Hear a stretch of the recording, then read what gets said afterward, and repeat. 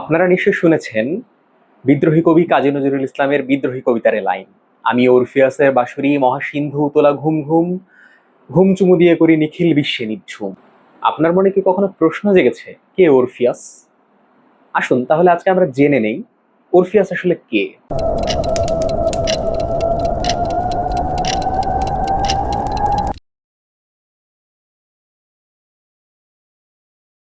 প্রাচীন গ্রিক পুরাণে ওরফিয়াস হলেন এমন এক চরিত্র যার নাম উচ্চারণ করলে প্রেম, সাহসিকতা ও অলৌকিকতার কথা মনে পড়ে।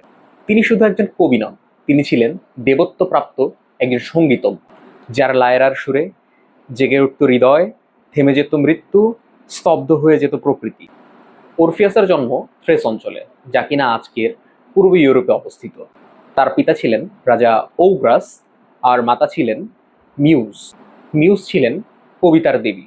এই পারিবারিক রক্তধারার ফলেই ওরফিয়াস হয়ে ওঠেন একজন সঙ্গীতজ্ঞ এবং একজন কবি। দেবতা অ্যাপোলো স্বয়ং তাকে একটি স্বর্গীয় লায়রা উপহার দেন। ওরফিয়াস যখন সেই লায়রায় সুর তুলত, তখন নদীরা থেমে যেত, বনের পশুরা তার কাছে এসে বসত, কঠিন পাথরও নরম হয়ে যেত।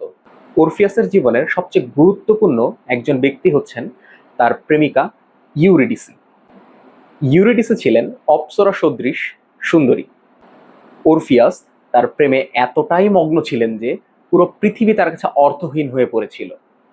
এক পর্যায়ে ওরফিয়াস ও ইউরিডিসি বিবাহ বন্ধনে আবদ্ধ হন, কিন্তু তাদের সুখ দীর্ঘস্থায়ী হয়নি। বিয়ের কিছুদিন পরে ওরফিয়াস ও তার স্ত্রী ইউরিডিসি প্রাতঃভ্রমণে বের হন এবং একটি সাপ তাকে দংশন করে। এতে তিনি মৃত্যুবরণ করেন। ওরফিয়াস বিধ্বস্ত হয়ে পড়েন। শোক কাটিয়ে তিনি একটি সিদ্ধান্তে উপনীত হন যে তিনি যে কোনো মূল্যেই ইউরিডিসিকে আবার জীবিত করে তুলবেন। ওরফিয়াস তখন একমাত্র জীবিত ব্যক্তি হিসেবে মৃত্যুর দেবতা হার্ডেস ও তার স্ত্রী পার্সিফোনির রাজ্যে গমন করেন। সেখানে গিয়ে তিনি তার লায়রাতে একটি জোরালো সুর তোলেন, যা কিনা মৃত্যুকে বিহব্বল করে তোলে। মৃত্যুর দেবতা হার্ডেসও এই সুর শুনে বেশ বিহব্বল হয়ে পড়েন। তিনি তাকে একটি কঠিন শর্ত জুড়ে দেন। শর্তটি হলো, তুমি ইউরিডিসিকে নিয়ে এখান থেকে যেতে পারো, তবে এই পথযাত্রায় তুমি একটি বারের জন্য পেছনে ফিরে তাকাতে পারবে না, যতক্ষণ না পর্যন্ত তুমি আর ইউরিডিসি পৃথিবীর আলোতে পৌঁছাও। ওরফিয়াস তার এই প্রস্তাবে সম্মত হন। ওরফিয়াস হাঁটতে শুরু করেন, আর তার পেছনেই হাঁটতে থাকে ইউরিডিসির আত্মা। ওরফিয়াসের বারংবার মন চাচ্ছিল পেছনে ফিরে ইউরিডিসিকে একটিবারের জন্য দেখার। তিনি নিজেকে সামলে নিচ্ছিলেন, কিন্তু শেষ মুহূর্তে ওরফিয়াস আর নিজেকে সামলাতে পারলেন না। পৃথিবীর আলোতে পৌঁছার একদম শেষ মুহূর্তে গিয়ে তিনি পেছনে ফিরে তাকালেন। ওরফিয়াস শঙ্কিত হয়ে পড়েন, নিশ্চিত হতে ইউরিডিসির আত্মা তার পেছন পেছন আসছে কিনা। আর সেই একটিমাত্র ভুলে ইউরিডিসি বিলীন হয়ে যান মহাকালের গহ্বরে। ইউরিডিসিকে হারানোর পর ওরফিয়াস কখনো প্রেমের সম্পর্কে জড়াননি। ওরফিয়াস পাহাড়ে জঙ্গলে ঘুরে বেড়াতেন, গান গাইতেন, তার লায়রায় সুর তুলতেন। এক কথায় ওরফিয়াস বেছে নেন একাকিত্বকে। এরই মধ্যে অনেক নারী ওরফিয়াসকে প্রেমের প্রস্তাব দেয়, কিন্তু বারংবার তিনি তাদের প্রস্তাব নাকচ করে যেতেন। একদল নারী তার উপর ক্ষুব্ধ হন। ওই নারীরা ছিলেন ডায়োনিসাস দেবতার ভক্ত। তারা মনে করত ওরফিয়াস তাদের দেবতাকে অবমাননা করছে, কারণ তিনি ডায়োনিসীয় উৎসবকে অগ্রাহ্য করেছেন এবং জীবনের আনন্দকে ম্লান করেছেন। এক রাতে ওই নারীরা উন্মত্ত নাচ গানে লিপ্ত ছিল। এক পর্যায়ে তারা ওরফিয়াসের উপর আক্রমণ চালায়। তারা তাকে লাঠি দিয়ে আঘাত করতে থাকে এবং পরিশেষে তাকে পাথর চাপা দিয়ে হত্যা করে।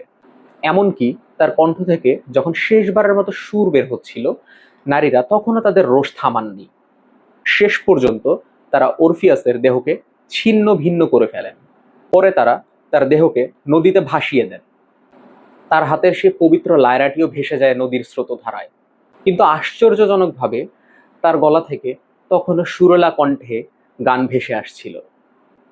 অবশেষে দেবতারা তার পবিত্র আত্মাকে স্থান দেন আকাশে। তার স্বর্গীয় লায়রাকে রূপান্তর করেন নক্ষত্রে। আজও সেই তারাগুচ্ছ রাতের আকাশে দেখা যায়। ওরফিয়াস হারিয়ে যান মহাকালের গহ্বরে, যেখানে আলো নেই, রয়েছে শুধু ছায়া। সেই অনন্ত আধারের বুকে তিনি খুঁজে পান তার প্রিয়তমা স্ত্রী ইউরিডিসিকে, যেখানে তাদের আর কোনো বিচ্ছেদের ভয় নেই, আছে শুধু নীরবতা ও চিরন্তন মিলনের আশ্বাস। যদিও দার্শনিক অ্যারিস্টটল অস্বীকার করেছেন অরফিয়াসের অস্তিত্বকে। প্রায় সকল প্রাচীন লেখক মনে করতেন অরফিয়াস ছিলেন একজন সাধারণ ব্যক্তি যার অস্তিত্ব ছিল প্রাচীনকালে। অরফিয়াসের সবচেয়ে প্রাচীন সাহিত্যিক উল্লেখ পাওয়া যায় খ্রিস্টপূর্ব 6ষ্ঠ শতাব্দীতে গীতিকবি ইবাইকাসের লেখায়। সেখানে মাত্র 2 শব্দে অরফিয়াসকে বর্ণনা করা হয়। তার নাম হোমার কিংবা হেসিওড তাদের রচনায় একটিবারের জন্য উল্লেখ করেননি। তবুও প্রাচীন লেখকেরা তার অস্তিত্বকে স্বীকার করেছেন, যদিও অ্যারিস্টটল ছিলেন এর ব্যতিক্রম। কবি পিন্ডার অরফিয়াসকে উল্লেখ করেছেন গানের জনক হিসেবে। আমরা অরফিয়াসের কাহিনী থেকে 3টি জিনিস শিক্ষা পাই। নাম্বার 1, ভালোবাসা চিরন্তন। প্রেমের জন্য জীবন ঝুঁকিতে ফেলা অরফিয়াস শিখিয়েছেন ভালোবাসা মানেই আত্মত্যাগ। নম্বর 2, বিশ্বাসের মূল্য আছে। একবার পেছনে তাকানোর ফলেই তিনি চিরতরে হারিয়ে ফেলেন তার প্রেমিকাকে। নাম্বার 3, শিল্প অমর। মৃত্যুর পরও তার গান চলতে থাকে এবং অতিক্রম করে সময়, সীমা ও যুগ। আজকের এই ভিডিওটি স্পন্সর করেছে এনার কৌচার। এনার কৌচার মানেই লাক্সারি ইন এভরি স্টিচ।